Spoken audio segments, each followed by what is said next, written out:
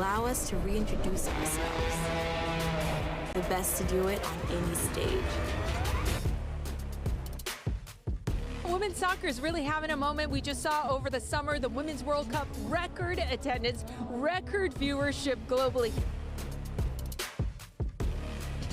We have breaking news that will thrill soccer fans. Women's professional soccer is coming to the Bay Area. Women's professional soccer is coming back to Boston. A women's soccer team is coming to Los Angeles. Big weekend for the return of women's soccer to Utah. The effort to bring a team to the Bay Area was spearheaded by a group of former U.S. women's soccer stars who are now part of the ownership group. 95% of the investment capital is from women, and it's an incredibly diverse group of investors. Jessica Berman. Jessica Berman. Jessica Berman. It's so exciting to be part of this next phase of growth as the NWSL is really leaning into everything that's possible and unlocking the potential of this league. I think for the first time we're going to see the NWSL measured against all leagues, not through this micro lens of on behalf of women's sports.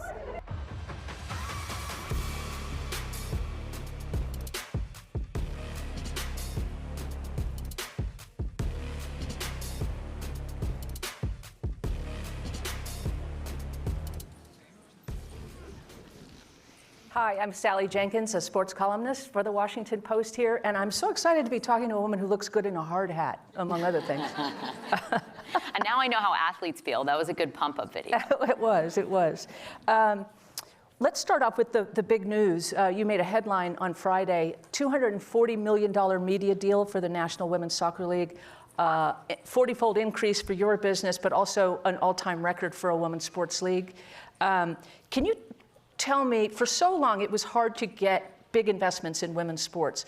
What did you sell these people on? What are your new partners buying into?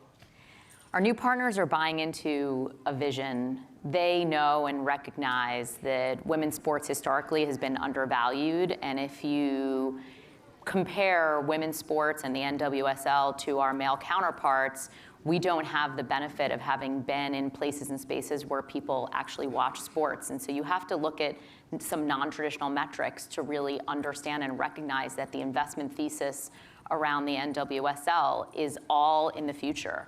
And looking at those benchmarks, we know that sports as an asset class outperforms almost any other investment. And so these four partners, where we'll be broadcasting all of our games with CBS, ESPN, Amazon, and Scripps, are going to provide an opportunity for us to establish that proof of concept that if we are in places and spaces where people watch sports, that we will be able to build that audience. So they're buying into a growth concept, right? They're buying into a growth concept, and we have early indications of success. So if you look at this past season, for example, our average attendance is up over 25%, and we averaged over 10,500 per match for all of our games across the regular season. Our CBS viewership, although we only had a handful of games, 6 games over the course of our season, was up 40%. And so early indications show that this is a good investment, and they're betting on the future, knowing that the investments we've made over the last 12 to 18 months have already proven that they are worth their investment. You know, there's been such enormous growth across the board. It seems like every week we read a story about a new attendance record in the WNBA, a new ratings record for your league, there's always a new high, it seems like. Women's college basketball, University of Iowa playing in front of a football stadium. What is driving that growth? What do you think has happened that is suddenly pushing women's sports from this niche interest into these really, really large numbers? What are we watching? I think there's a couple of factors at play. The first is that the next generation of fans and consumers, we know, care about cause. They care about cause not just because it is the right thing to do, but they care about it from a business perspective. They actually make spending decisions based on companies and brands and values that are aligned. And because of that, you're seeing a complete explosion of women's sports because there are values alignment that exists with the next generation of fan and consumers. I think the second thing that you're seeing is that from a entertainment value perspective, this is new, this is exciting. These athletes in our league are culturally relevant beyond the pitch. And that is what men's sports have always been selling, which is these are athletes that are relatable and that you might want to aspire to be if you're a kid who's either playing the sport or watching the sport, and our athletes are already that. And it's one of the few sports in the US that if you ask a group of 100 or so people in a room like this room, whether or not you are a sports fan, to close your eyes and imagine greatness, you would probably think of female soccer players. There is almost no industry where that is true. And because of that, our league is really carrying the tailwinds that exist globally around greatness for women's soccer on the backs of the success of the U.S. women's national team since 1999. Right, and you're the home of all of our greatest women's World Cup and Olympic athletes, the professional home. That's correct. And many of those heroes who many of us grew up with, including myself, are now investors in our league. And so you see we've taken them from the pitch into the boardroom and into the investor seats. And so there's a relevance that transcends all generations that is happening around the NWSL. So it's been one of my longtime pet theories that one of the things that there's always been underpinning women's sports, there's been cause. There's been a larger, whether it's equal pay, whether it was a quiet resentment at treating women's assets as junk. There's a famous story that Candace Parker, the greatest player in the WNBA, arguably, had to practice at a rec center in Chicago because she didn't have access to first-class facilities. There's always been something, it seems, that women athletes were fighting for in addition to a trophy. So does the future success of women's sports, are there going to need to be more causes? And if so, what in your mind is the next cause? Well, I think what you're seeing happen around women's sports is, as we talked about earlier, this conflation of doing good and doing well. And so what we talk about in our investment thesis, whether it's with media partners or investors or sponsors, is that this next generation that's making spending decisions care about cause from a business perspective, and 80% of household spend decisions are being made by women. And so when you have a value proposition that, from a business perspective, aligns all of those different interests, you see outsized returns. Right. The most interesting thing I've heard you say just recently in an interview with Lynn Williams and Sam Mewis, two of your players, you said teams compete on the pitch but not in business. What do you mean by that? Well, we are, as a league and from a business perspective, we are part of a single entity. And so our 12 teams, we will be 14 in 2024, we will be 16 in 2026. We are all part of a single entity that is the National Women's Soccer League. And from a business perspective, like many of the other leagues, if you look at the NBA or the NHL, it is our job at the league to share best practices across all of our teams. And so if you are in San Diego and we have a team here in Washington, D.C., if there's something that's working well from a business perspective in one market, we at the league take that best practice and we share it with other markets. Of course, we could not do that with competitive issues as it relates to the playing of the game and player information and scouting and all of those kinds of competitive decisions. But from a business perspective, we really are partners, and it's our job to lift the ecosystem. Got it.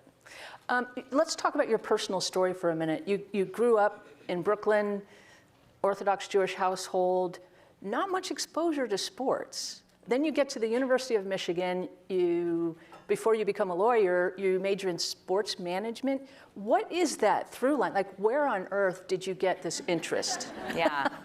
My parents asked the same question because not only did I grow up in an Orthodox Jewish household where, although I could have and should have been the product of Title IX, there were no sports for girls in Brooklyn because I would assume lack of access to fields.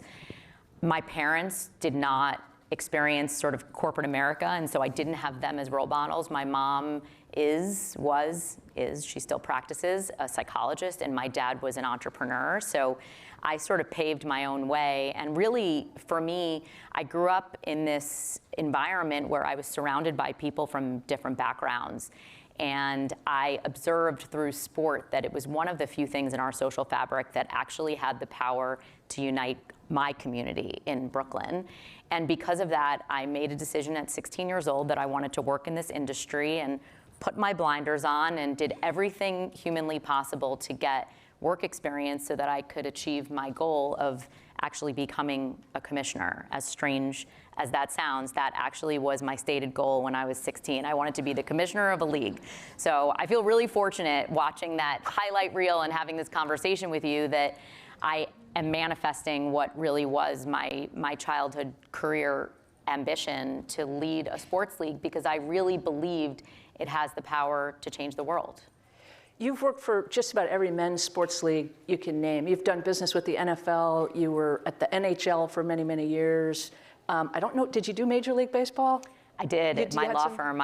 Yes, I did. So, okay, well, did you learn what you wanted to do and not wanted to do from dealing with men's major sports leagues? How did those experiences color your view of your commissioner's job? Yeah, well, first of all, I had the good fortune of being able to have a front row seat to some of the best commissioners in history. And in particular, with my years at the NHL, I watched and worked directly for Commissioner Berman in the NHL. And he is notoriously known for being one of the best at managing owners and building enterprise value for franchises and for the league. And what he has achieved on behalf of the NHL, which I remember when hockey was described as a niche sport and transcending the mainstream, and those were the years when I was there. And so there are so many best practices that I learned from that experience. As importantly, I learned what the expectations of the industry are for sports. And I think that is, one of the most important takeaways for me that I've been able to apply here. Some examples include how we deal with players and the Player Association, how we have managed and navigated this new media rights cycle. I know what the questions are that need to be answered, and so we can come to the table prepared to unlock the potential of the NWSL using some of those traditional benchmarks that have guided the growth of men's professional sports in our country.